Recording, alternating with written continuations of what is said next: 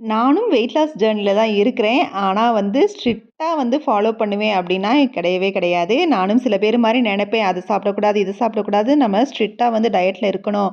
அப்படிங்கிற மாதிரி இப்ப கொஞ்சம் வொர்க் அவுட்லாம் ஃபாலோ பண்ணிக்கிட்டு தான் இருக்கிறேன். இருந்தாலும் என்னோட வாய் கேட்கவே மாட்டேங்குது. நம்ம என்னதான் மனசுல நெனச்சா கூட, இந்த மாதிரி ஒரு சில விஷயங்கள பார்த்தா என்ன, நம்மகிட்ட "இது உனக்கு வாங்கிட்டு வரவான்னு?" கேட்டாலே போதும். உடனே ஒரு நாள் தான ஓகே. அதுக்கப்புறம் இத சாப்பிடவே கூடாது அப்படிங்கிற மாதிரி ரொம்ப சீன் போட்டு வாங்கிட்டு வர சொல்லுவேன். நல்லா சாப்பிட்டுட்டு அதுக்கப்புறம் 2 நாள் கழிச்சு இந்த மாரி ஏதாவது கேட்டா கூட உடனே ஓகே சொல்லிருவேன். வீட்லயும் ஏதாவது அவங்களுக்குன்னு தனியா செய்றப்ப நம்மளுக்கு தனியா செஞ்சுருவோம் அப்படிங்கிற மாரிலாம் நெனப்பேன்.